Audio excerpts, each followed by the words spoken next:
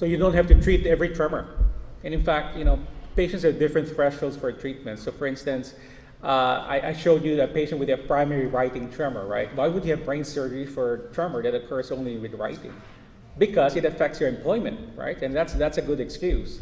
So every patient has a different threshold depending on whether it affects things they do on a daily basis, affects their employment, affects their work, or just affects them psychologically. And sometimes I see a patient with Parkinson's or maybe some other movement disorder, or maybe not even a movement disorder. I'm treating the patient. I see the spouse right next to them with a severe tremor. And I kind of say, wow, am I not supposed to be seeing you instead of your spouse? And apparently some of these patients with severe tremors that make it to my office as a passive family member are not just bothered by tremors, by their tremors. In which case, every patient is different in terms of their threshold for treatment. Okay, and sorry about this. We can take one from the audience now. Does anyone have a question? Do you mind using the microphone, or I can just repeat it? Just repeat it.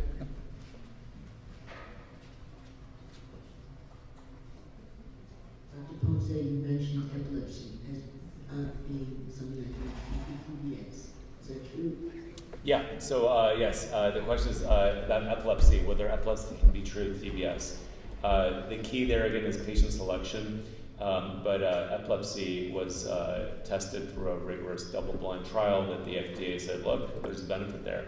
So there are 3 different neuromodulation devices for epilepsy, and the world of epilepsy is completely, it's got its own nuances in terms of like less invasive, less destructive, but less efficacious versus the most invasive operations also being the most effective.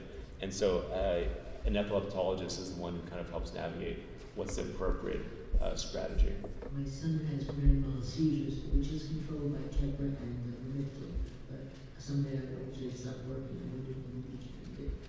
Yeah, and again, it's with epilepsy. I mean, it can take. I would say it probably takes about a year at least for a team to kind of decide which surgical treatment to use to make sure that they've considered all options. So it's even more than what we're talking about. It takes a village to make these treatment plans. Thank you. Will DBS or focused ultrasound alleviate any internal tremors that someone may have in their abdomen? That's a great question. Dr. Ponce. You want to try that one? Yeah, the answer is no.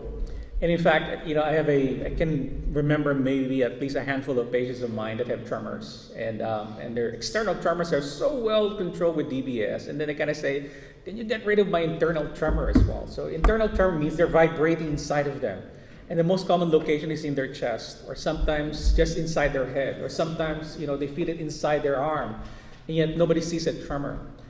It makes me wonder whether the so-called internal vibrations are the so-called physiologic tremor that we talked about, right? Like we talked about all of us here in this room having physiologic tremor. We just don't see it. We don't get bothered by it because we're so used to it. It's like a background noise that you eventually habituate to. You don't see yourself tremor, and yet some patients have a heightened perception of this physiologic or internal tremor. And this doesn't respond to anything. It doesn't respond to medications. It doesn't respond to deep brain stimulation adjustments in my experience. So those patients of ours that are frequent flyers for DBS adjustments are going to say, well, we love to see you, but, we're not going to get rid of that internal tremor ever. Although I do advise them to, cut back on caffeine, make sure their thyroids are good, cut back on some stimulants, which can enhance this internal tremor. Thank you. And how do you determine if someone who's diagnosed with multiple system atrophy would be a good candidate for DBS? Okay, first I'm going to ask Dr. Ponce, have you done anyone with MSA, multiple system atrophy? Yeah, so I've had one patient that basically was with a movement disorder specialist and came back. It was like, well, it turns out it's not Parkinson's after all. That's where having a village helps, is that she also had trusted the care she had even though the diagnosis changed.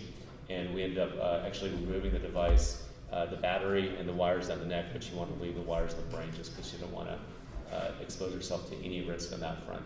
But yeah, she had the device removed. So it doesn't work. Sometimes things that look like Parkinson's but are not Parkinson's disease, it may look okay for a couple months, but it wears off, and it becomes pretty apparent that it's not Parkinson's disease. You know, I've had a couple of patients, at least I can think of, that we diagnosed with Parkinson's, years and years before, had deep brain stimulation with good control of their tremor, but no control of their bradykinesia, which is the slowness of their gait or rigid muscles. So, and then, when the DAT scan came about, and now the skin biopsy came about, and now we're able to fine-tune the diagnosis, and at some point I kind of say, wow, you probably did have Parkinson's disease, but in hindsight, you probably have multiple system atrophy, which is MSA. So what is the long-term benefit for this two patients I can think of? The tremor responds, and long-term, but boy, it doesn't have any benefit for the walking, the balance, the speech, the rigid muscles, the falls, dysphagia, drops in blood pressure, and so on and so forth, which are pretty common in MSA patients. But Dr. Ponce is right. I mean, if MSA is the running diagnosis, will I push a patient for surgery for DBS? The answer is probably no, except if patient wants one symptom treated, which is tremor. So tremor in MSA will respond to DBS. Thank you. Do we have any questions? I see one over there.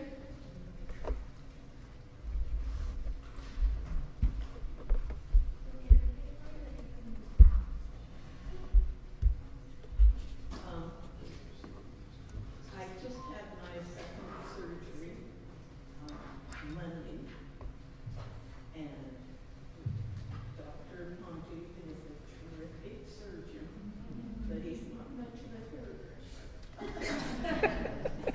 And Dr. Evidente, he tested me every which way there's imaginable.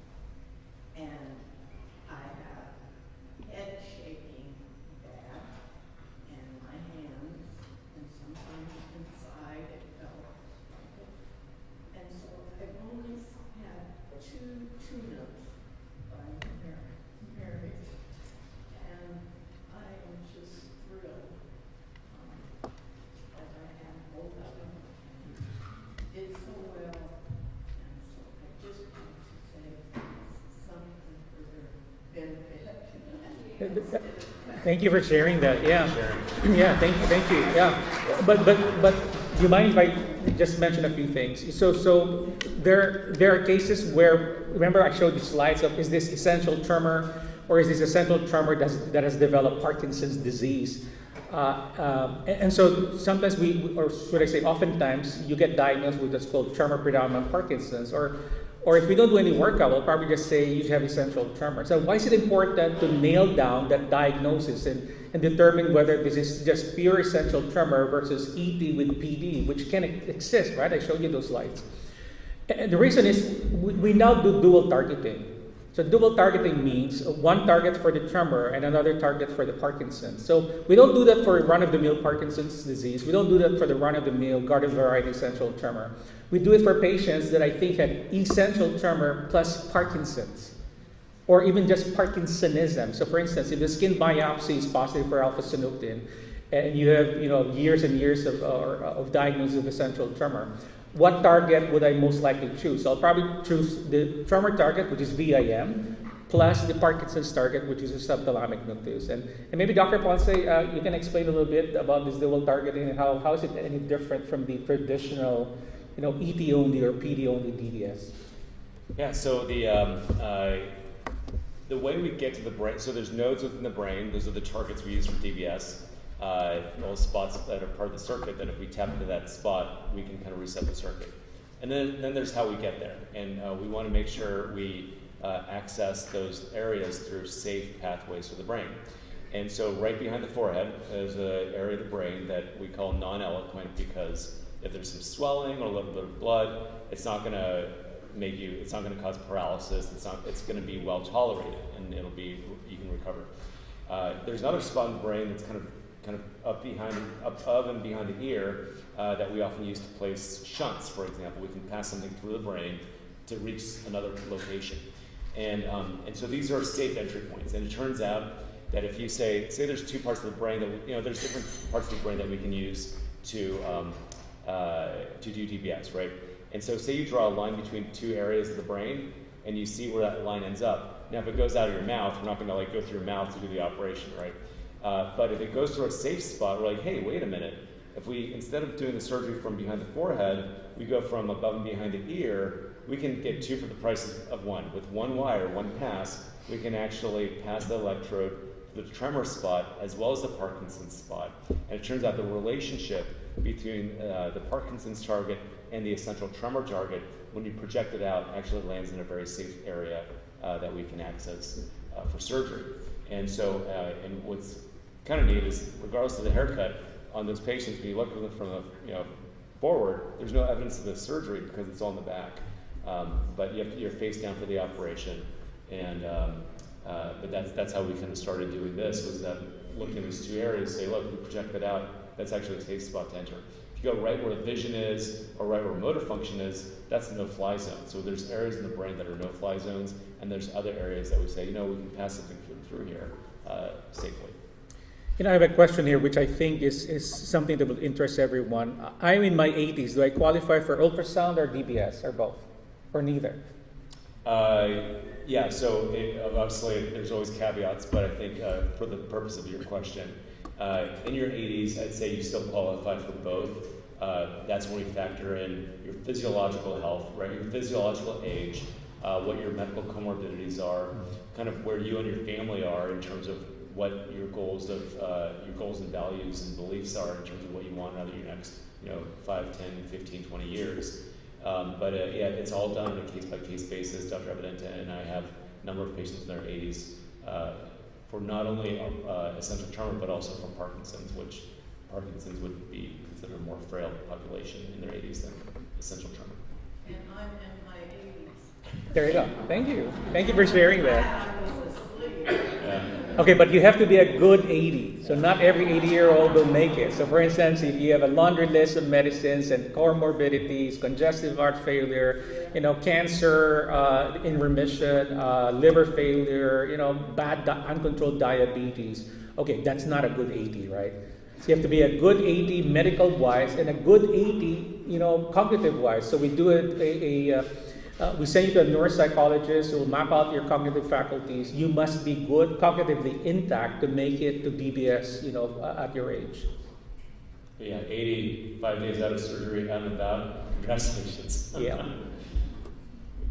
And we'll take one more from in person here. My carbon investigation basically is doing side effects of lack of energy, bad taste, constipation. If I had the DBS, would all those symptoms go away? That's a great question. You see, the philosophy among movement specialists and DBS centers is different from one center to another. At least in our center and with our team, with Dr. Ponce, we aim to reduce your Parkinson's medicines all the way down to zero, if possible. And so we're able to achieve that, anywhere from, I'd say, so far the gold medal winner is about 2 weeks. 2 weeks post-op. These are mostly patients with low doses of medicines that you have side effects from medicines that they don't tolerate. So the higher the dose of medicines that you take before DBS, the longer it takes to reach that zero, or the less likely you will reach zero. But the average published data out there will quote about 50% reduction in medications. But we aim for that, more than 50%. All right, did you have any more on there, or did you want to take any other? No, just one more maybe from the All right, audience. one more. Anyone have a question? Okay, Susie?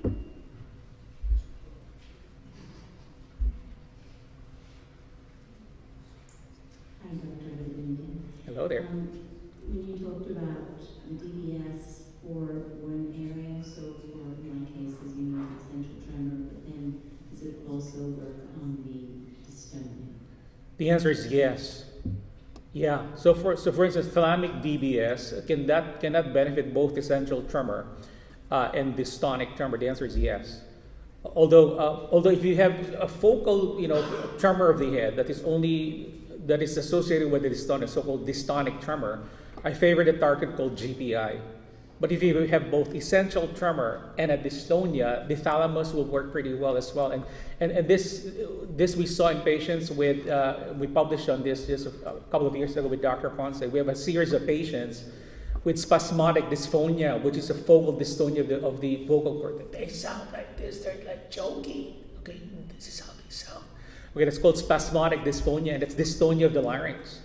And so, most of these patients also have, at least the ones that we saw in my center, also had tremors of the hands. And so when we do the VIM, DBS, not only did we see improvement of their hand tremors, we saw improvement of the focal dystonia. And then finally, from my understanding, the focused ultrasound only works on the extremities, so your hands, so it wouldn't work for head. Yes. Correct, because you remember what I said about deep brain stimulation for tremor? If it is a midline tremor, meaning your head, your voice, your trunk, you need both sides done. I don't think Dr. Ponce, would you recommend bilateral focused ultrasound thalamotomies? No, I think it's the, and I always kind of, my crutch is always what the FDA actually says, like what, and they say basic appendicular tremor, upper extremity tremor, like anything beyond, like even head tremor. We usually say, look, we know kind of what to quote for hands. I think anecdotally with me and Dr. Evidente, head, yeah, we're good. We're with a good team, let's go for it. But it's not like the FDA says DBS works for head tremor.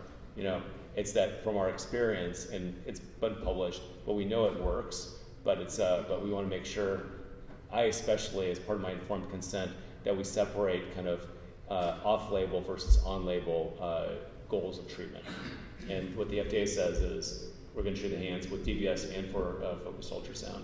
And because of that, where we are with our experience with focused ultrasound, I think in terms of helping you get to where you want to be, we'd be more likely to say, you should consider DBS, because this happens in all of surgery. It's like, all right, this is what Dr. Evidente feels is like, this is where you want to be, and this is where he knows he can get you. And sometimes, with the case of DBS, you can't get there without DBS. And similarly, when weighing the two options, I don't think we have enough experience to maybe in 10 years be like confidently, let's tackle this with an ablation. But right now, we're not there.